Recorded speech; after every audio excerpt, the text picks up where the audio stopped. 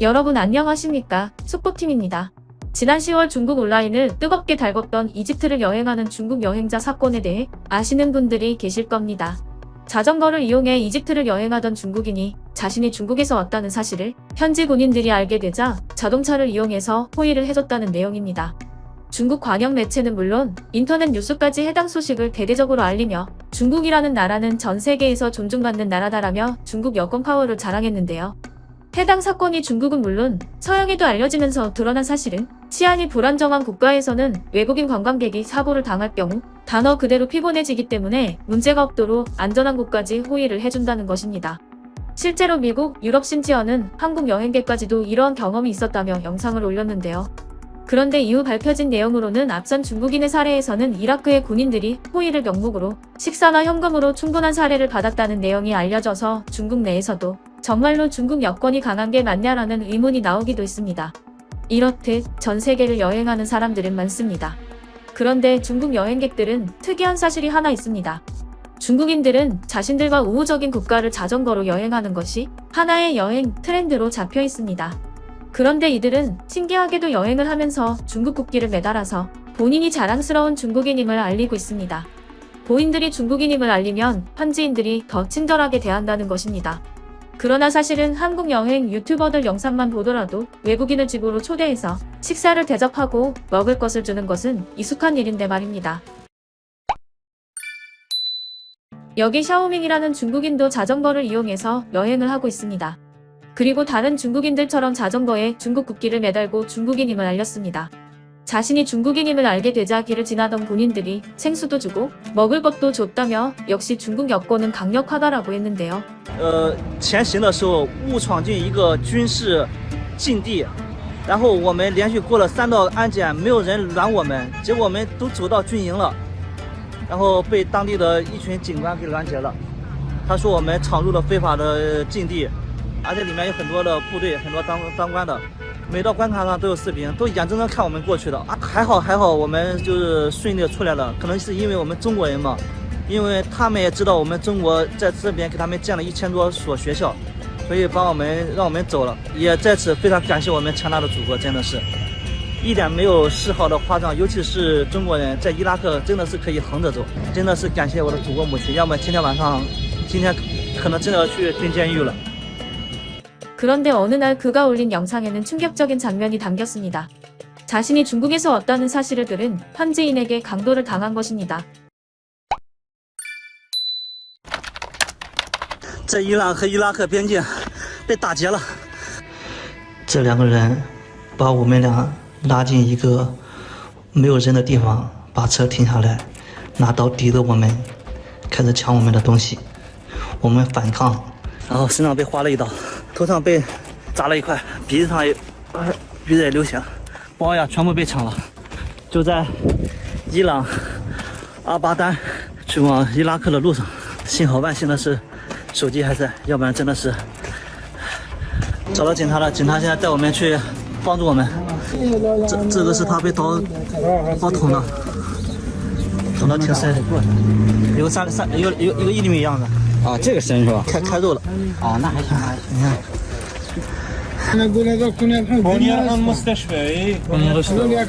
这也算是人生第1次体验被刀砍。把我们打的救护车来了，EMS 115。头疼，他拿石头砸了我一下，砸了我头疼。我没敢反抗，我当时想着保命第一，先把东西留给他，命要紧，因为他们把刀亮出来了。 他们也惊慌失措，我把手机、护照往远处扔，然后他拿石头抓我一下，我装地就装着倒地，赶紧开车就走了，把2个包抢走就走了。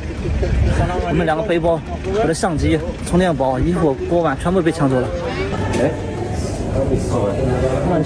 我们需要联系一下大使馆来帮助我们。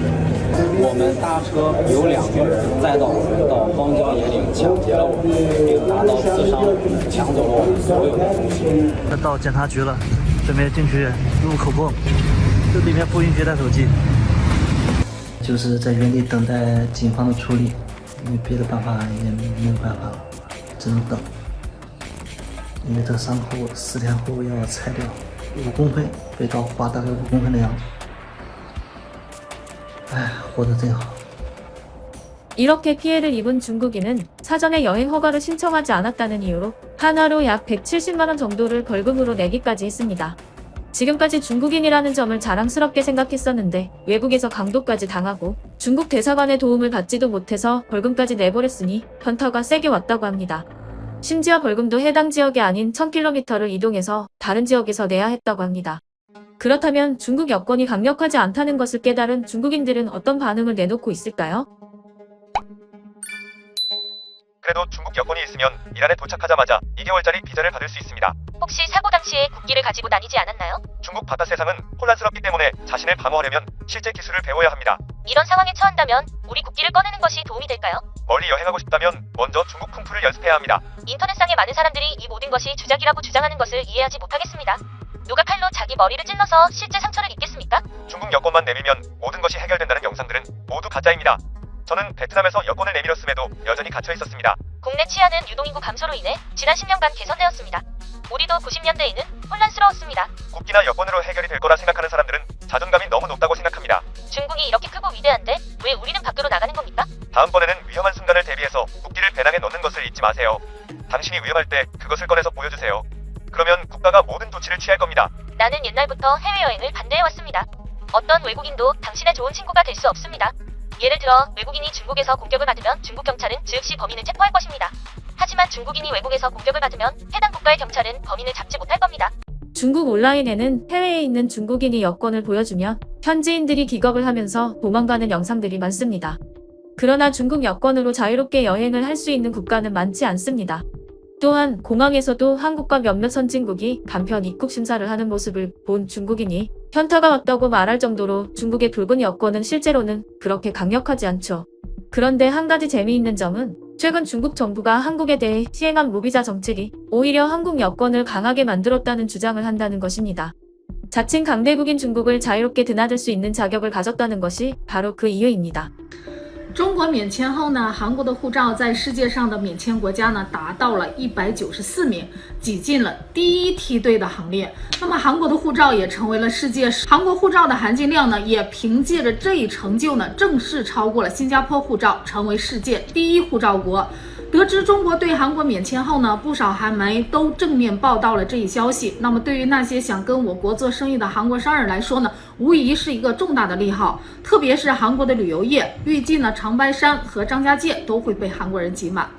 여러분은 중국인들처럼 여권과 국기만 있으면 외국에서도 안전할 수 있다고 생각하시나요? 여러분의 소중한 의견을 댓글로 남겨주세요. 오늘 영상이 마음에 드셨다면 영상을 주변에 공유해주시고 좋아요와 구독 부탁합니다. 여행의 묘미가 뭘까요? 모국에서는 느낄 수 없는 독특한 문화, 자신이 살고 있는 곳과는 전혀 다른 풍경, 서로 다른 문화에서 살아가는 사람들과의 만남 등 수많은 요소가 있지만 그 중에서도 가장 직관적이고 기억에 오래 남는 것이 바로 음식입니다. 세상에는 수많은 조미료가 있고 다양한 조리법이 있으며 심지어는 같은 조리법으로 음식을 만든다고 해도 식재료에 따라 다양한 결과물이 나오는 것이 바로 음식입니다. 이것은 같은 국가에서도 지역마다 차이가 나는데 하물며 다른 국가에서는 얼마나 다른 맛이 느껴지겠습니까? 그리고 현재 이러한 모습을 볼 수 있는 곳이 바로 대한민국 서울의 마장동 시장입니다. 마장동 시장은 서울 시내 전체 육류 유통의 60% 이상을 담당하고 있는 축산물 전문 도소매 시장으로 품질 좋은 고기를 저렴한 가격으로 접하고 싶을 때 거론되는 가장 대표적인 장소 중에 하나입니다. 그런데 이런 마장동 시장에는 코로나가 잠잠해지고 나서부터 중국인 관광객이 급증을 하였습니다. 실제로 올해 1분기에만 공식적으로 집계된 중국인 방문자 숫자가 100만 명을 넘어선 것을 보면 유의미한 증가입니다. 코로나 이전에도 중국 관광객들에게 마장동 시장이 인기가 없었던 방문지는 아니었습니다. 하지만 코로나 풀리자마자 이렇게 급속도로 늘어난 것에는 특별한 이유가 있을 텐데요. 중국 관광객들이 한국의 마장동 시장을 찾는 이유는 저렴한 소고기 가격 때문입니다. 조금 더 정확하게 말하자면 저렴한 고급 소고기 가격 때문입니다. 평소 중국에 관련된 소식을 자주 접하신 분들이라면 고개를 갸웃하실 겁니다. 중국인들이 한국을 조롱할 때 자주 사용하는 것이 바로 돼지고기, 소고기, 수박 가격이었습니다. 한국인들은 돈이 없어서 이러한 식재료들을 자주 접하지 못한다고 조롱을 했었는데요. 하지만 중국의 SNS나 영상 공유 사이트에는 마장동 시장을 방문한 영상들이 우후죽순 올라왔습니다. 今天告诉大家一个不用担心钱包也可以敞开肚皮吃韩牛的方法。要不是有韩国人告诉我，我都不知道首尔还有这样一个地方。这里面专卖韩国最高等级的韩国牛肉，一般在外面餐厅吃，人均最少600起。拿着新鲜的韩牛可以直接去对面餐厅加工，人均只需要给36块的小菜费就可以了。事不宜迟，马上开动！第一位选手牛胸肉，脂肪部分肥而不腻，瘦肉部分劲道弹牙。第一口吃到这个，可以心情好一整天。第二位选手里脊肉，想体验入口即化的感觉，一定要尝尝它。对面是首尔的肉市场，我们去看一下这边的肉价格怎么样。看这个最大的这个，900克15万韩元，15万韩元大概是人民币800多块钱。换算了一下，大概也就是1斤韩牛是400-500元。刚才老板介绍这边的肉，他们这边的肉可以看到就是没有很多的脂肪，只有红色的比较多，但是吃起来会更好吃一些。雪花牛肉看起来确实很漂亮。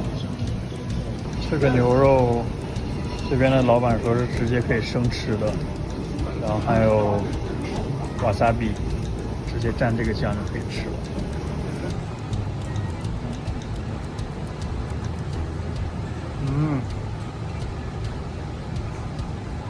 口感很饱满，但味道好像有点淡，很耐嚼，直接蘸盐就可以吃了。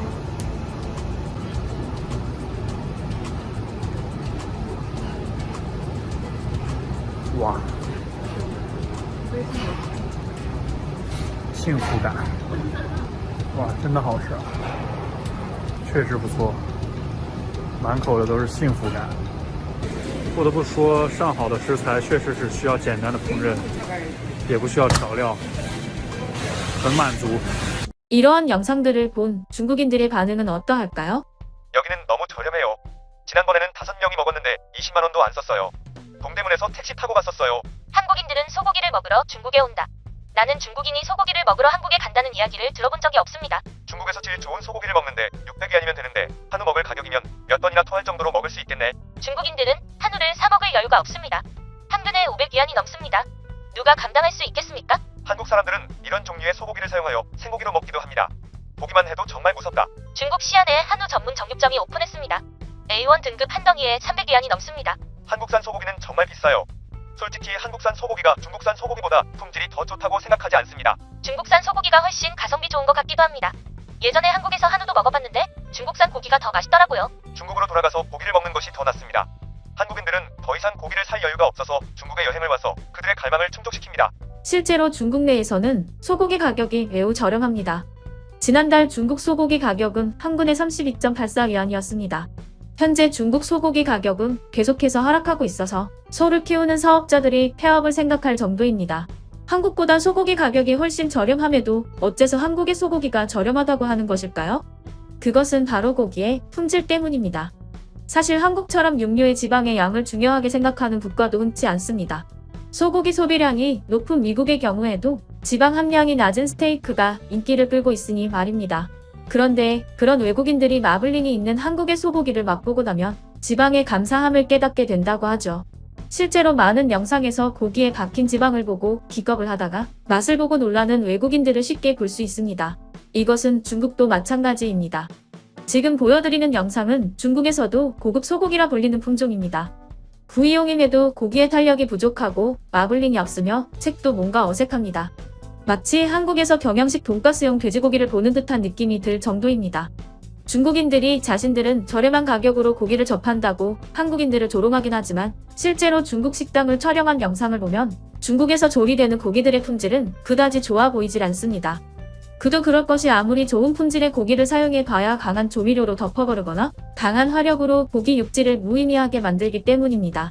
실제로 중국 바이두의 소고기 요리를 검색하면 한식과 일식을 제외하고 모두 조미료 범벅이 되어 있는 요리만 볼 수 있습니다. 거기다가 국가마다 다른 소고기 정형법도 한몫합니다. 고기 정형은 국가마다 다른 조리법에 따라 그 방식도 다릅니다. 예를 들어 불과 몇 년 전까지만 해도 서양에서 한국의 삼겹살 부위는 쉽게 찾아보기 힘들었습니다. 이렇듯 국가마다 선호하는 음식에 따라 고기를 정형하다 보니 고기의 결과물도 다른 것입니다. 한국에서 소고기는 조리 방법마다 다르지만 부위류의 경우 탄력 있고 육즙을 담고 있는 살코기 부분에 고소하고 향을 내는 지방이 촘촘히 박혀있는 마블링을 선호합니다. 그러니 중국인들이 한국을 방문해서 제대로 된 석쇠의 소고기를 구워 먹으며 그 맛을 잊을 수가 없는 것입니다. 또한 중국인들이 놀라는 점이 한국인들은 소고기를 생으로 먹기도 한다는 점입니다.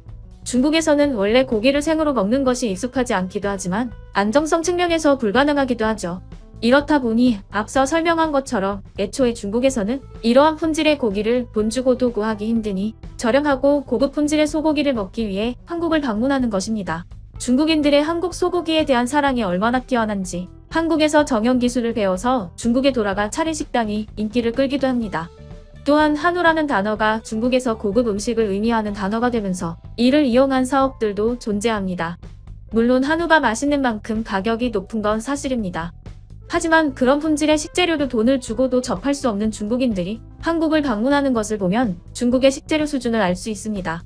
여러분은 중국인들의 주장처럼 중국산 소고기를 먹기 위해 중국 여행을 갈 의향이 있으신가요? 여러분의 소중한 의견 댓글로 남겨주세요. 오늘 영상이 마음에 드셨다면 멤버십 가입으로 저에게 큰 힘이 되어주세요. 그리고 영상을 주변에 공유해주시고 좋아요와 구독 부탁합니다.